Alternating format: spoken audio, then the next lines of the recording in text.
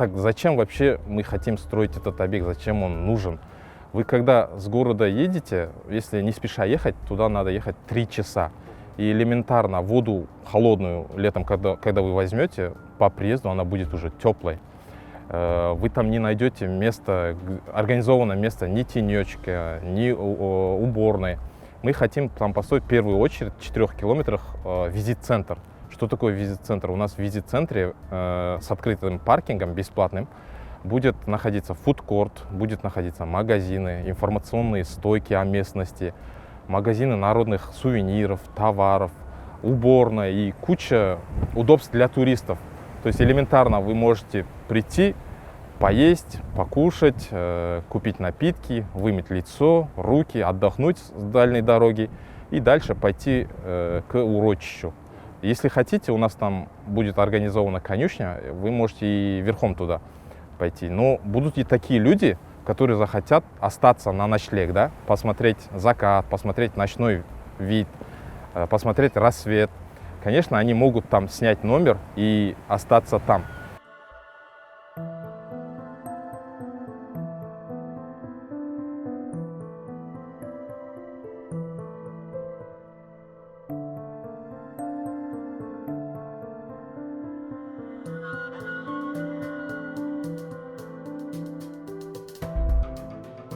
Мен енді қазір мына әркімнің өзінің пікірін айту, ол ел үшін, ауыл үшін, тіпті өзіміздің мына еліміз үшін де ол әркім пікірін айтуға құқылы ғой. Ал менің негізгі ойым, бәрі заң аясында шешілетін болса, заңмен қорғалатын болса, неге болмасқа? Халықтың жұмыссыздығы бар. Мысалы, мына ауылдың жылына 40 түлек мектеп бітіріп шығады. Сол 40 түлектің дейтін 5-еуі жұмыс тапсаса, қалған 35 баласы жұмыссыз жүр. Біреу табады, біреу таппайды, тұрақты жұмыс жоқ шынына келгенде. Сол балаларға болашақта жұмыс көзі болмасқа болды неге? Солай деп біз ойлаймыз. Әлде басқаша пайдаланып кете ме әлде? Онда дұрыстап шешу керек. Басқа жақтан жаңа иностранецтер келіп жасап, біздің ауылдың балалары далада қалмау керек. Бізге де мына болашақта мына елдің, халықтың мына тірлігі бар, мына мал шаруашылықтары жан-жақта. Соған біздің жол қатынастарымыз қиын. Қазір дальный момент осы жерден 84 километр жерде Аққұдық дейтін ауыл бар. Сонымен екі ара қатынасымыз қиын бір-бірімізге. Өзіміз ар жақ осы Аққұдық Сенек дейтін бірінен бірі бұрыннан сояқтан бер жаққа келген, бұл жақтан сояққа барған ауыл. Сол ауыл дейтін қазір жабылудың сәл-ақ алдында тұр. 12-13 үй қалды, баяғыда 80-85 үй болған ертеректе. Ал қазір сондай жағдайдамыз. Ертең сол жаңағыдай бозжыр ашылса, сол ауылдың адамдар жұмыс қалынса, осы ауылдың адамдар жұмыс қалынса, ол ауылдар қайтадан дамымай ма? Екі арада қазір су мәселесі. Бозжыраға барған су, сол Аққұдыққа да бармай ма? Ауыз су тапшы ояқта. Интернет тапшы қазір, интернетімізде ояқта былай сотовый связь болғанмен интернет жоқ, жаңа Wi-Fi нелер. Солар дамуына жақсы болар деп ойлаймын мен. Реализуя этот проект, мы уверены, что мы сможем организовать там культурный туризм. Место красивое, если вы там бывали, то видели, как там развивается на данный момент дикий туризм. То есть джиперы ездят хаотично по степи, разрушая природу. Они, естественно, не хотят друг за другом ездить. Почему? Потому что часть дороги разрушена, и она превратилась просто в меловую пыль. Из-за того, что пыльно, они не ездят друг за другом, а ездят параллельно. Конечно, соответственно, эта дорога все время расширяется, становится шире и шире и наносит большой урон флоре и фауне. Я против гостиничного комплекса, чтобы в таком виде, в котором последний раз представляли как бы общественности, чтобы там бассейны были, там целый там комплекс. Но я за то, чтобы там построили небольшой визит-центр в этностиле, и чтобы вокруг была площадка для того, чтобы желающие могли установить палатки или юрты. Юрты это для того, чтобы местные жители ближайших аулов, они могли туда там ставить свои юрты и этим как бы зарабатывать себе на жизнь. То есть официально, чтобы регистрировались как ИП, и потом вот сдавали в аренду юрты, оказывали весь спектр местных услуг для приезжих туристов, нанимались гидами, вот эти проводниками, продавали национальную кухню местную, тот же шубат, там, бишпармак, балгаймак и так далее. Также вот давали бы покататься на верблюдах, на лошадях. И в таком виде местные были бы заинтересованы сохранять природу. То есть они бы увидели, что, охраняя природу, они могут привлекать туристов. То есть те же самые джейраны и уриалы, их количество могло бы возрасти в разы. И они бы не пугались бы туристов, если там будут соблюдены все вот эти природоохранные требования. Мы когда рассматривали эту локацию, мы смотрели ориентировочно 5 локаций. Как вы знаете, урочище Бозжыра находится на территории заказника, государственного заказника Жабай-Ушкан. И 4 локации находились непосредственно на территории этого заказника. 2 из них на панораме, 2 из них внизу. На панораме мы, когда изучали детально паспорт заказника, то заметили, что там находятся пути миграции животных, там находится пастбище. Наоборот, если мы бы там разместились, мы бы максимально мешали природе. Мы что хотим сделать? Мы хотим создать благоприятные условия для каждого туриста. То есть на данный момент не все желающие могут посетить урочище Бозжыра. Для этого, во-первых, вам нужен крепкий внедорожник, потому что очень сложно туда попасть. Когда вы туда попадете, там нету организованного места приема пищи, либо покупки пищи и напитков. Это второй момент. И третий момент мы сейчас наблюдаем, и ранее это наблюдалось. Недобросовестные туристы, когда ездят туда, они выкапывают ямы под мангалы, под казаны, разжигают там костер. И не все туристы, к сожалению, культурные, и они оставляют за собой кучу мусора. Адам жүрген жерде қоқыс жүреді. Ол жағына қатты мән беріп, заң аясында бәрі заңды жүрде болса, мен оған ешқандай нем жоқ. Бірақ бұл жердегі мәселе тек осы жақын жерде, осы жерден жұмыссызға адам аламыз деп жатыр ғой.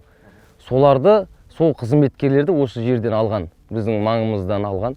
Соларды оқыту керек. 3 ай курстар, әртүрлі курстар оқытып, сосын дұрыс маман иелері қылып алу керек. Ішіне барып, қайда описанг, я болмаса бір қоқыс жинайтын қылып алмау керек. Біздің оған өз жерімізде тұрып, біз өзге елден келіп демалып кетеді, біз оны қоқыс оған лайықты деп айта алмаймыз. Біздің ата-бабаларымыз мына жерде қоқыс жинасын, қазақ балдар, я болмаса описанг болсын деп тастап кеткен жоқ бұл жерде. Әртүрлі оның да тарихы бар Бозжыраның да. Я думаю, во-первых, в гостинице будет ограниченное количество рабочих мест, и в любом случае какая-то доля будет трудоустроена из города Актау, какая-то доля из других регионов Казахстана, потому что они не будут брать только из-за того, что, допустим, человек местный. Там у них будут свои требования, так как это будет отель высокого уровня. Естественно, всех подряд не смогут брать на работу, даже при большом желании.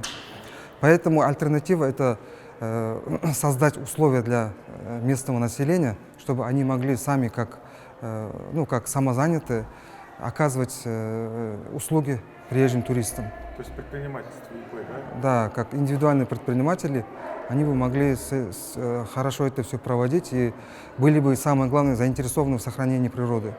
Енді бізге өткенде біз осы туристердің басшыларымен бір кездесу жиналыс болған осы жерде. Сонда бізге айтқаны енді 2 жылдың көлемінде құрылыс жүреді деді. Құрылыстың кезінде осы ауылдың адамдары жұмысқа аламыз деді. Сосын 250 персонал сол жерге тұрақты орынға жұмысқа кіреді деді. Өзіміз оқытамыз, өзіміз оқытып әкеліп сол жерге жұмысқа кіргіземіз деді. Ал сол рас болса, енді осы ауылдың жігіттері үміттенеді содан. Менің де мысалы 2 ер балам бар. Біреу 23-те, біреу 22-де, 21-де. Сол балдар бос жұмыстан. Здесь инвесторы предлагают инвестиции более 38 миллиардов тенге. Создание 200 постоянных рабочих мест.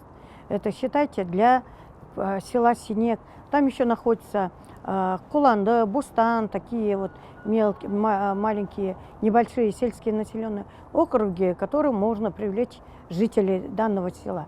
Здесь что они могут? Они могут оказать свои услуги при строительстве, при вообще когда уже будет объект запущен, именно сельские жители будут там работать. А для этого в проекте имеется обучение местных жителей, обучение гостеприимству, обучение ресторанному делу, как принимать гостей, туристов. Если они это раньше делали стихийно, теперь уже более такой, нам надо соответствовать международным стандартам. Чтобы соответствовать международным стандартам, у нас должны быть квалифицированные кадры. И мы к этому должны стремиться. На данный момент имеется дезинформация насчет трудоустройства. Я бы хотел сказать так, что трудоустройство мы, конечно, максимально хотим предусмотреть местное.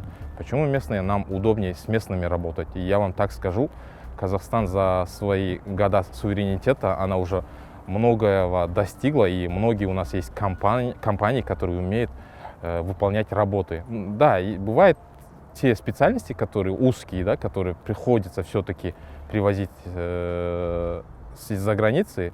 В том случае, конечно, нам приходится их оттуда привлекать. Салама осымен салсын, сосын ауылдың жолы болып сол жерде қалсын, осы жермен жүрсін, қатынассын адамдар. Осы ауыл арқылы өтсін деп мен өзім не қыламын. Осы ауылдың да тамаша табиғаты бар ғой, тауы бар, құмы бар. Осында келген туристер тамашалап өтсін деп. Жалпы халыққа мынау енді жаңалыққа құмар болу керек. Себебі оны жерден шетелдің адамы келсе, ауылымызда тазарады, кішкене анау мынау енді балдар көзін ашады деген сияқты. Мысалы ол жаңағы шетелден адам келсе, жатады, мысалы осы жерден мектеппен мына неден басқа, бәліншадан басқа жұмыс жоқ қой бұл жерде. Қалғаның бар мына вахтаға жұмыс жасайды. Көбі осы мал шаруашылығымен күнелтіп отқан адам бұл жерде. Сосын соның құрттай өні болса да өткізе қойса, қай зат болса жаңалыққа құмар болу керек қой, жақсылыққа әсіресе. Мысалы жақсылықты айта берсең дейді, ниетің ұласады дейді. Ал шын ниетіңмен жақсылық айтсаң, тағдырыңа ұласады дейді. Бұның ар жағында тағдыр тұр. Соны ойлану керек қой.